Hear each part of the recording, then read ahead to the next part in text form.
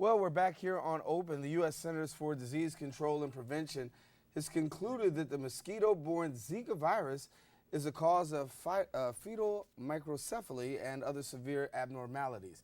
Now, this is based on an evaluation of data encompassing the current outbreaks in Brazil, as well as Colombia, as well as in France, Polynesia in 2013-2014. Here now to tell us more about the Zika virus and how we can protect ourselves is epidemiologist and Mercy College professor Dr. Rossi A. Hassad. We welcome him back to the show. And Dr. Hassad, good to have you. Thank you. As we are looking here in the summer, of course, we know a lot of people are concerned about Zika. We hear a lot of things, especially here in the media, talking about cases of Zika virus. But let's assume that our audience really knows not too much yet. Let's break down first and foremost, what is the Zika virus? The Zika virus is a virus, but it's linked to the Zika virus disease. And the Zika virus disease is caused by infection from the Zika virus. Mm-hmm. The Zika virus is a mosquito-borne virus. Primarily, infections are brought about by transmission of the virus through a mosquito. That's not to say it can't be transmitted otherwise, such as by sexual contact. Rarely, it could be by blood transfusion, but primarily the Aedes aegypti mosquito species, which is responsible for transmitting that virus. Now, we hear a lot about the mosquitoes that come from over the Caribbean or across seas. Who is most susceptible to receiving the Zika virus? Well, in terms of who is susceptible or at risk, we have to look at how you can become infected. So if you think that bitten by a mosquito, so anyone who can come in contact with the mosquitoes would be at risk. You can become infected. The fetus, the developing fetus, is most at risk. So a mother who is infected can pass the virus on to her baby, and that's the biggest concern surrounding the Zika virus. And then you can become infected through sexual intercourse, be it oral, anal, or vaginal.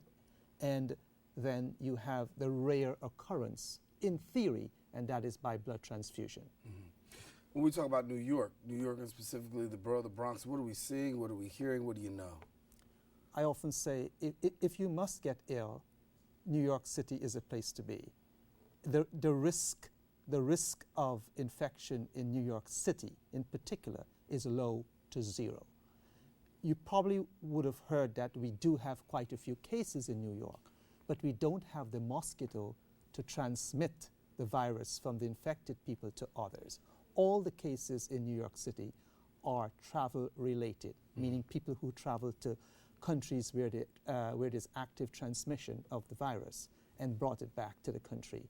So, I mean, I've been in contact with the Department of Health, Dr. Mary Bassett and her team, and I know that there's a comprehensive plan that has been rolled out regarding health education, screening, mosquito control and prevention. So we are relatively safe, and again, the risk is low to zero. We do not have the mosquito that is primarily responsible for transmitting the virus from an infected person to someone else. And you talk about active transmissions, and they're not really here in the United States. Where are some of those places? Because we're hearing even in the sports world, athletes saying they refuse to travel to certain places. Mm-hmm. Actors talk about they won't film movies in certain places based on the fact of Zika being a realistic threat.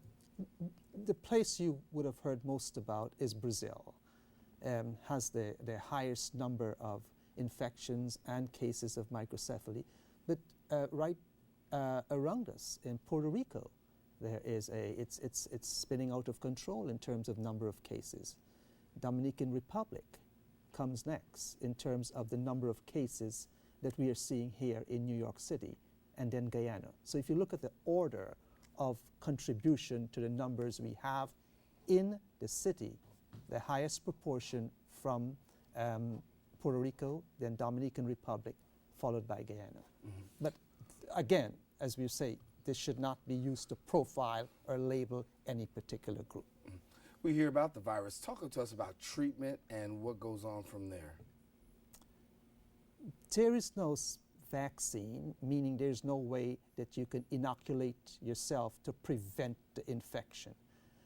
So there's no vaccine, nor is there a specific treatment. when it comes to Zika, the symptoms are usually mild. It's like a mild flu with an occasional rash or red eye. 80% of the people who become infected may never know. It's a very benign disease. And the treatment is usually the symptoms. You treat the symptoms. You treat the pain, the malaise, and keep the patient comfortable. And in most cases, it will subside within 2 to 7 days. Mm-hmm. So for people who want more information about Zika, what do they do? Well, there are many places. There's active work going on in New York City, the New York City Department of Health. There's also a dedicated information line. I don't have the number here, but we can get that later. There is the New York State Department of Health. There's a dedicated website. At the national level, we can go to the Centers for Disease Control and Prevention. And you also had some information listed at the bottom of your screen that you can find out a little bit more about that.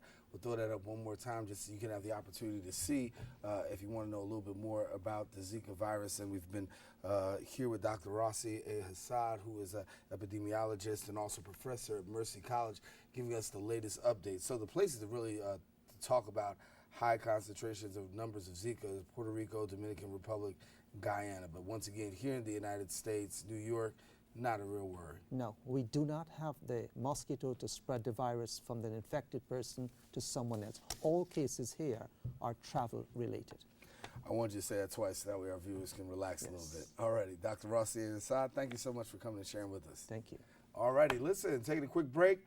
When we return, we're going to find out about a program dedicated to improve asthma among children. Talk to you about that in just a second.